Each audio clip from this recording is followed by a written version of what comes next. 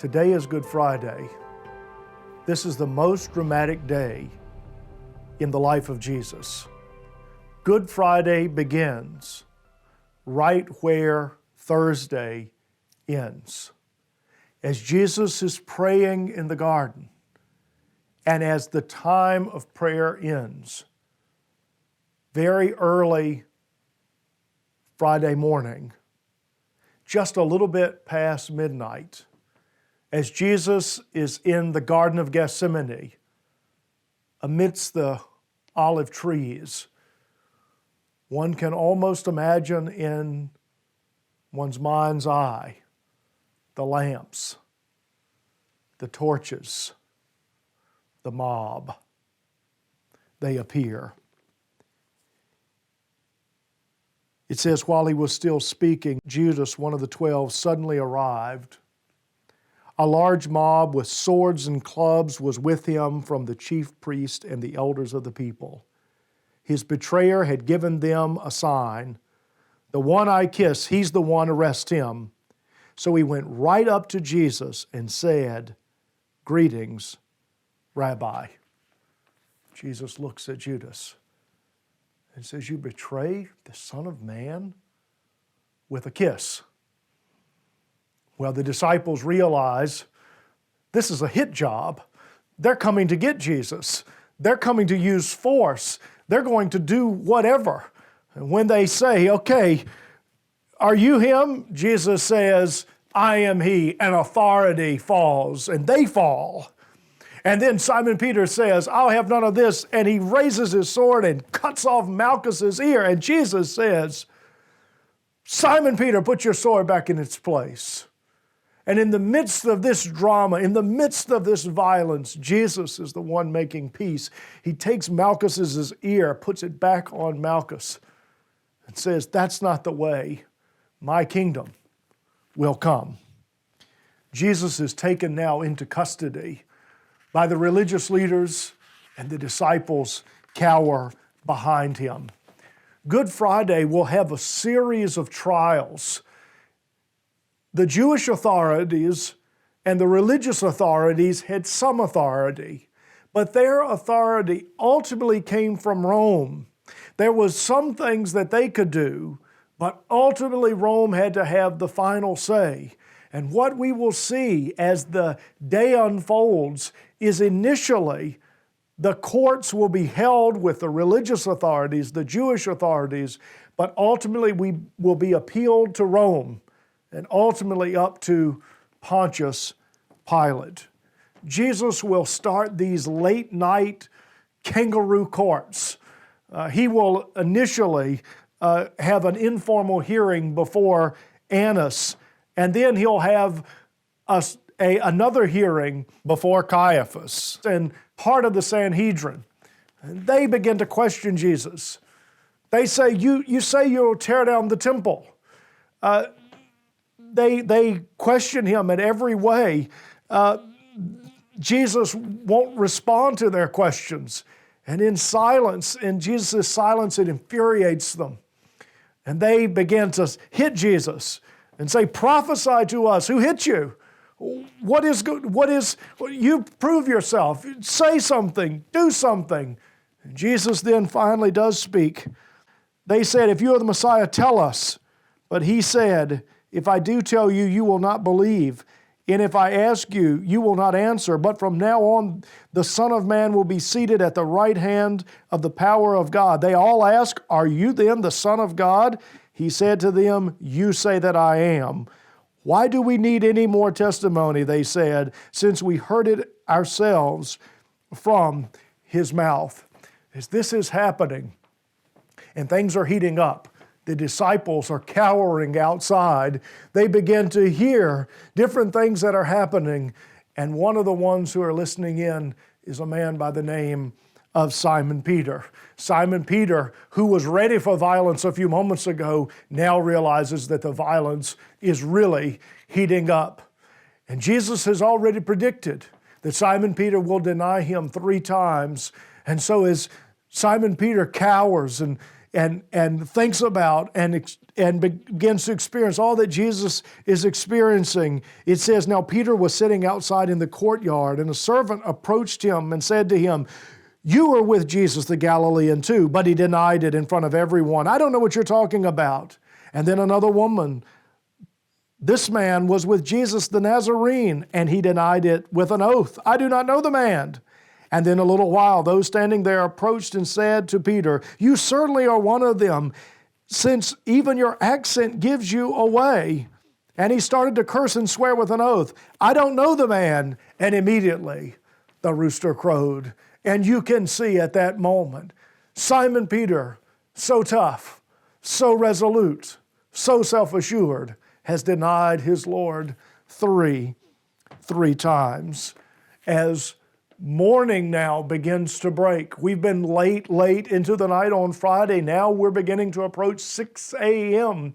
on Good Friday. The full Sanhedrin is convened, and Jesus is condemned by them. Judas, seeing that whatever he thought his plan was going to accomplish, it does not accomplish. Judas then, in a moment of utter desperation, in a moment of disillusionment, goes out, throws the money bag that he got, and hung himself. These are desperate days and desperate moments. The appeal goes up from the Jewish leaders to the religious leaders up to Rome. You can almost see a Pontius Pilate, a Roman, who doesn't understand the customs of the Jews, doesn't understand their upstart kings, doesn't understand their festivals. He just wants to keep law and order in Jerusalem.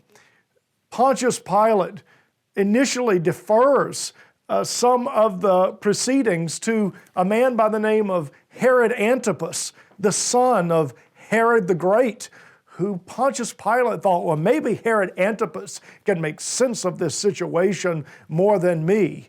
But nevertheless, ultimately, Jesus ends up in front of Pontius Pilate. Pilate, not fully understanding Jesus, but telling Jesus, do you not hear the accusations that they make against you?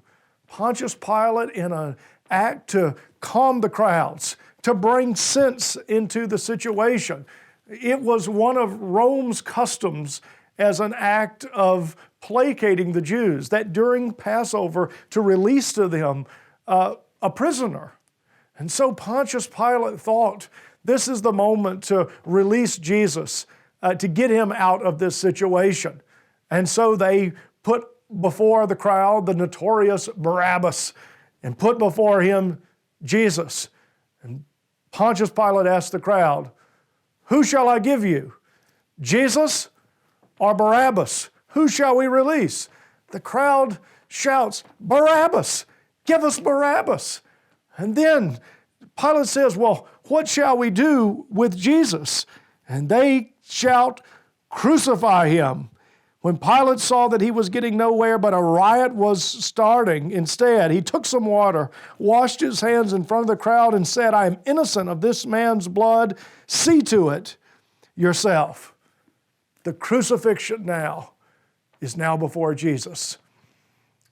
Somewhere around 8 o'clock on Good Friday, they mock Jesus. They place a crown of thorns over his head. They put a robe on him. They place a reed in his hand and they say, Hail, King of the Jews. And they scourge him. And then they give him his cross. And Jesus makes the lonely walk down the road to Golgotha, to Calvary, the place of the skull. As Jesus moves towards this moment, he stumbles. He can't make it. A man is pulled out of the crowd, Simon the Cyrene, and he has to carry Jesus' cross. The Gospels tell us at 9 a.m., Jesus, on Good Friday, is crucified. And there, Jesus, hanging above the earth, crucified between two criminals, There on a main road, the people walk by and they see Jesus hanging on the cross and they mock him. They say he saved others. Why can't he save himself? And Jesus, as he hangs on the cross, still wants to communicate to those who are watching what this cross means, what the significance of these moments are. The first words from Jesus on the cross is not a word of revenge. It's not a word of hate.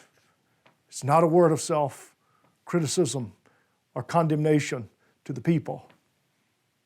The first words of Jesus are, Father, forgive them, for they don't know what they're doing. The compassionate heart of God still bleeds as the full hatred of humanity is poured out against him. As Jesus expresses his forgiveness, one of the criminals begins to realize, just as people did in his ministry and now in his death, the criminals realize this man's not one of us. This man does not act like one of us. This man is something different. And one of the criminals looks to Jesus and says, remember me when you go into paradise. And Jesus, second word from the cross, he says, I tell you the truth.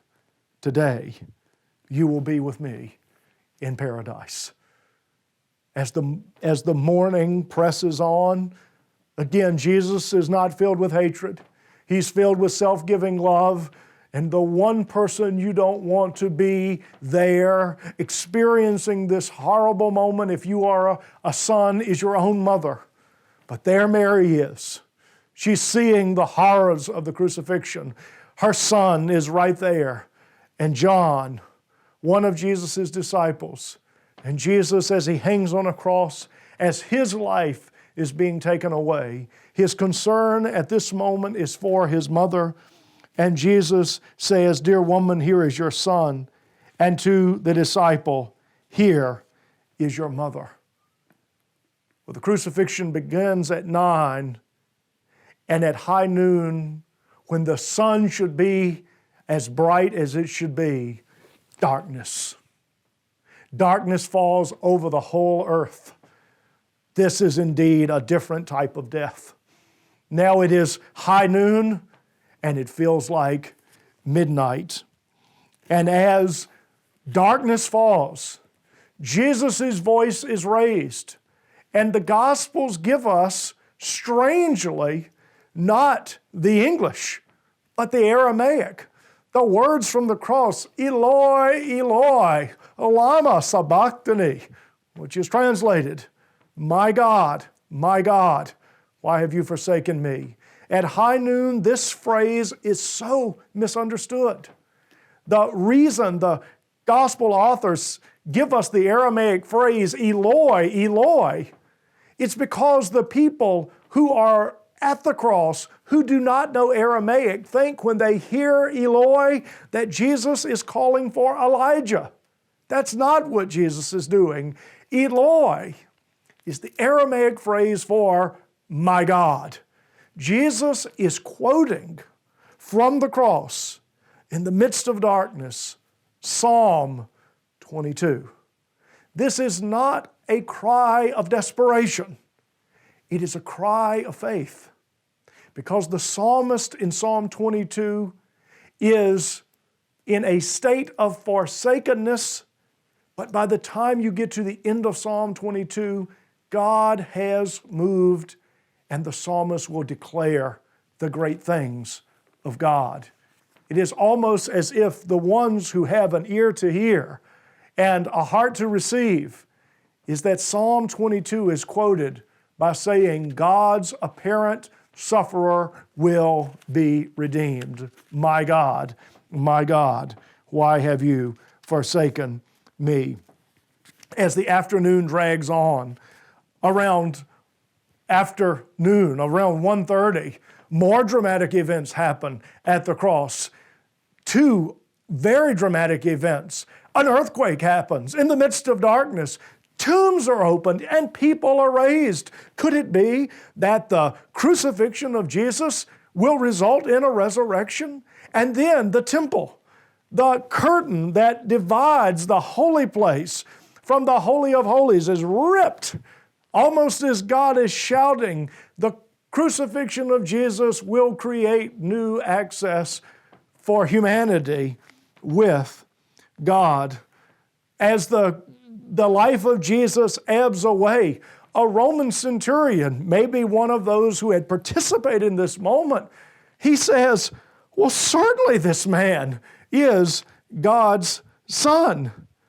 And then Jesus his life is going away. And he says from the cross, I thirst. And then, as the final words of Jesus, at 3 o'clock in the afternoon on Good Friday, Jesus says, Father, into your hands I commit my spirit. And then Jesus says, it is finished. Jesus needs to be taken off the cross before sundown. And somewhere after 3 o'clock, they come to see if Jesus is dead. If you want to make sure someone is dead on a cross, well, you die on a cross ultimately by asphyxiation, suffocation, because in this position you cannot breathe. And so if a person is in the down position long enough, you know they didn't make it. If you break one's legs, they can't pull themselves up and die more hastily. But when they come to break Jesus' legs, they say, wait, he's already dead. And just to make sure, they take a spear, they push it into his side, and blood and water come out. A dead Jesus is now taken down off the cross. And a man emerges, a man by the name of Joseph of Arimathea. And he says to Pilate, you've killed him, but I want his body. Pilate gives the body of Jesus to Joseph of Arimathea. And it says in the Gospel of John, there was a garden in the place where he was crucified. A new tomb was in the garden. No one had yet been placed in it. They placed Jesus there because of Jewish purification, since the tomb was nearby. The horrors of Good Friday are now over. Think about the hymn that asks a series of questions. It says, were you there when they crucified my Lord? Were you there when they nailed him to the tree? Were you there when they laid him in the tomb? And the hymn writer says, when he thinks about that, sometimes it causes me to tremble. On this Good Friday, in light of the death of Jesus, in light of my own sin, in light of God's awesome love, I tremble, and so should you.